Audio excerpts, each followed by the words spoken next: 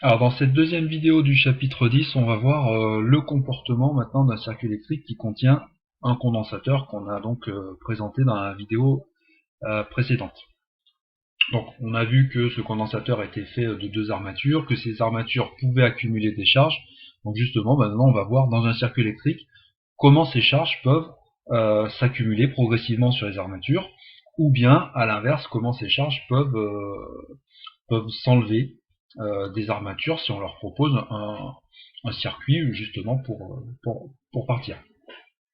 Donc comment est-ce qu'on va faire ça? Eh bien on va donc d'abord on va s'intéresser à la charge, hein, c'est-à-dire on va partir d'un condensateur qui est entre guillemets vide, c'est-à-dire déchargé, il n'y a pas de charge sur ces armatures, et puis on va le connecter à un générateur de courant. Donc les électrons vont partir dans un sens, le courant électrique dans le sens conventionnel, c'est-à-dire de la borne plus du générateur vers la borne moins, et on va prendre en compte que le courant va devoir passer à travers une résistance électrique qui est également positionnée dans le circuit. Donc, comment ça va se passer déjà juste en regardant ça avec les mains? Donc le courant va partir du plus vers le moins, c'est-à-dire que les électrons vont faire le chemin inverse. Les électrons vont donc aller s'accumuler sur l'armature basse ici du condensateur. Donc on va avoir accumulation de charges négatives petit à petit. Et ces électrons proviennent d'où? Si je remonte à la source, ils proviennent de l'autre armature. Donc cette armature-là, celle du haut, va se charger positivement.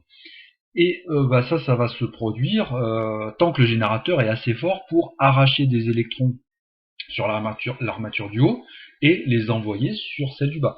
C'est d'autant plus difficile qu'il y a déjà des charges présentes sur les armatures. Donc rien qu'avec les mains, comme ça, on peut imaginer que la charge va se passer bien au départ, c'est-à-dire bien assez vite, et puis que progressivement, ce déplacement d'électrons du haut vers le bas, donc en passant par le circuit électrique, hein, va être de plus en plus difficile, donc de plus en plus lent. On met maintenant tout ça en équation pour que nos prévisions soient confirmées. Alors, on va retrouver ça dans pas mal d'exercices. Les équations que l'on doit écrire en électricité proviennent toujours des mêmes lois. Ici, ça va être la loi d'Emaille, c'est-à-dire, dans ce circuit électrique, la loi d'Emaille dit que la tension aux bornes du générateur, UG, est égale à la somme des tensions aux bornes des différents récepteurs. Donc ici, premier récepteur, le condensateur, et deuxième récepteur, la résistance. Au niveau du fléchage des tensions, on est bien dans la convention générateur. Je vous rappelle, l'intensité du courant et la flèche de la tension doivent être dans le même sens pour les générateurs, donc ça c'est le cas. Et pour les récepteurs, dans des sens contraires, c'est aussi le cas. Donc on a bien UG égale UR plus UC. Ensuite, on fait intervenir nos connaissances sur ces différentes tensions. On sait que la tension UG aux bornes du générateur, c'est une constante, puisque le générateur va imposer une tension E à ses bornes. On sait également que la tension aux bornes d'une résistance, c'est R fois I, et on sait que I, c'est dQ sur dt. Ça, c'était dans la vidéo précédente. Et enfin, on sait que, si on en a besoin, UC est égal à Q sur C, c'est la relation qu'on avait vue aux bornes du condensateur. Alors, qu'est-ce que ça donne? I égale dQ sur dt, donc dérivé par rapport au temps de la charge qu'il y a aux bornes du condensateur. Cette charge s'exprime par le produit C fois UC, donc on va faire la dérivée par rapport au temps du produit C fois UC.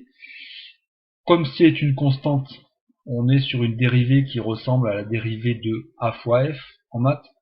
La dérivée de A fois F, c'est A fois F', c'est-à-dire que le A ne se dérive pas, ici donc c'est la capacité du condensateur, et F', c'est la dérivée par rapport au temps de ce qui est vraiment variable dans le temps, c'est-à-dire la tension UC. Donc I peut aussi s'exprimer par C fois la dérivée par rapport au temps de UC, et comme UR égale RI, quand on mélange tout ça, ça nous donne que UR égale R fois C fois la dérivée par rapport au temps de la tension UC. Voilà, c'est ce qu'on retrouve ici sur la diapositive suivante. Et puis quand on reprend la loi d'Emaille, donc la tension aux bornes du générateur, E, plus R fois I, donc on vient de dire R fois C fois D2UC sur DT, plus la tension UC, eh bien on a donc l'expression de la loi d'Emaille. En réarrangeant un petit peu tout ça, notamment en divisant tout par RC, et puis en mettant tout ce qui dépend de UC d'un côté et tout ce qui n'en dépend pas de l'autre, on obtient d de UC sur dt plus UC sur RC égale E sur RC. Et là, vous reconnaissez évidemment une équation différentielle qui ressemble un petit peu à ce qu'on avait obtenu dans le chapitre de thermodynamique. La dérivée de la fonction, plus la fonction elle-même, donc multipliée par un coefficient qui est 1 sur RC, égale un second membre qui vaut E sur RC. Donc on a affaire à une équation différentielle du premier ordre avec second membre, et on avait déjà vu la technique pour résoudre ce type d'équation. On va faire une petite simplification. Si on s'intéresse à ce produit RC qu'on retrouve deux fois, on voit que par comparaison avec le d de UC sur dt, ce R fois C correspond à un temps. Donc on va appeler ça le temps caractéristique de charge, et on va le noter taux, ce qui simplifie un petit peu l'écriture de l'équation différentielle qu'on va avoir à résoudre. D de UC sur dt plus UC sur taux égale E sur taux. Alors, on avait vu la technique de résolution, je vous la rappelle rapidement, même si là, dans la vidéo, l'objectif ne va pas être de résoudre l'équation, mais plutôt de vérifier la solution qu'on va obtenir, et puis surtout voir ce que ça donne au niveau graphique. Donc, on sait que la technique pour résoudre l'équation différentielle avec second membre, c'est d'abord de la résoudre sans second membre, puis de trouver une solution particulière, qui est généralement une solution constante, puis ensuite d'assembler les deux. Donc c'est ce que j'ai fait là, mais sans l'écrire. On aura suffisamment l'occasion de l'écrire dans les exercices. UC égale donc la solution exponentielle qui correspond à la solution sans second membre, plus la solution particulière qui correspond à la constante E. Ensuite on applique les conditions initiales. On sait qu'à t égale 0, vu que le condensateur était déchargé, la tension doit être nulle.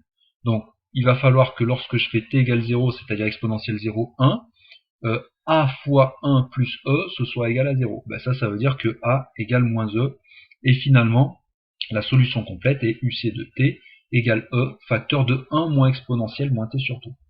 Si on regarde ce que ça donne graphiquement, eh bien on a une croissance exponentielle. Alors, pourquoi en maths vous voyez des exponentielles qui sont divergentes de ce type-là, et que là, nous, on tend vers une asymptote? C'est parce qu'on n'a pas que l'exponentielle, c'est grand E, facteur de 1 moins exponentielle moins t, surtout. Donc ça donne lieu à cette courbe-là. On retrouve ce que j'avais dit intuitivement tout à l'heure. La charge est très rapide au départ, c'est-à-dire que la tension bande du condensateur varie très rapidement, croît très rapidement, puis vers la fin, c'est moins rapide. Pour les raisons que j'ai dit tout à l'heure, c'est parce que quand il y a déjà des charges sur les armatures, c'est d'autant plus compliqué d'en amener de nouvelles. Et donc le générateur peine un peu pour le faire. Rapidement, on voit la méthode de décharge. Je dis rapidement parce qu'en fait, ça va être très similaire en termes de méthode. Donc ici, on va avoir un condensateur qui est déjà chargé, on l'a déconnecté du circuit de charge, et puis maintenant, on va lui proposer un circuit de décharge. Donc dans le circuit de décharge, il n'y a plus de générateur, puisque le générateur était là pour charger le condensateur. Maintenant qu'il est chargé, qu'on veut le décharger, on enlève le générateur. On met donc directement le condensateur en lien avec la résistance. On écrit la loi des mailles, UC plus UR égale 0, puisqu'il n'y a pas de générateur. Et puis on utilise les mêmes équations que tout à l'heure, les mêmes formules que tout à l'heure, I égale dQ sur dt, Q égale C fois UC, et finalement, on se retrouve avec une équation différentielle, mais qui n'a pas de second membre. C'est comme tout à l'heure, mais sans second membre, puisqu'en fait, si on revient à ce qu'on avait fait tout à l'heure, le second membre, en fait, c'était la tension, enfin, ça provenait de la tension bande du générateur. Comme ici, il n'y a pas de tension bande du générateur, du coup, il n'y a pas de second membre. Donc, l'équation différentielle, en posant le même temps caractéristique taux égale RC, d'ailleurs intéressant de voir que c'est le même temps caractéristique de charge ou de décharge. Ça dépend uniquement de la valeur de R et de C. Donc cette équation différentielle là, sans second membre, donc qui est plus simple à résoudre que tout à l'heure, on n'a qu'une seule solution exponentielle, il n'y a pas de solution particulière parce qu'il n'y a pas de second membre, et du coup, lorsqu'on applique les conditions à l'origine, donc à l'origine, cette fois-ci, à t égale 0, le condensateur était chargé, donc il avait une certaine tension à ces bornes, qui valait U0, la tension de départ. Et donc ici, on a une décroissance exponentielle. UC égale U0 exponentielle de moins T sur taux. Décroissance exponentielle. Donc là aussi, ça se comprend bien. Au départ, les charges qui sont très proches les unes des autres sur les armatures ont envie de partir très vite. Et puis ensuite, une fois qu'il y en a moins, il y a moins de choses qui les poussent à partir. Et du coup, les dernières charges mettent plus de temps à partir du condensateur. Mais elles finissent par partir, puisque on arrive ici à une asymptote nulle, c'est-à-dire au bout d'un moment, il n'y aura plus de charge sur le condensateur. Je reviens sur la notion de constante de temps qu'on a vue donc dans les deux équations différentielles, taux égale R fois C. On va voir comment ça se traduit sur les courbes. Donc déjà, il faut se rappeler que quand on multiplie la valeur de la résistance du circuit par la capacité du condensateur, on obtient un temps en secondes ou en secondes, si on fait ça dans les unités correctes. Et on va voir comment ce temps intervient sur les différentes courbes. Alors, ici, donc je suis avec un graphique qui correspond à la charge du condensateur. Je peux faire différents calculs qui me montrent comment retrouver la valeur de taux sur ce type de graphique. Première méthode, c'est de voir que lorsque t égale taux, en reprenant la formule qu'on a vue, je la remets à l'écran, UC égale E facteur de 1 moins exponentielle moins t sur tout. Si je prends t égale taux, je vais avoir exponentielle de moins 1, 1 moins exponentielle de moins 1, il se trouve que ça fait 0,63.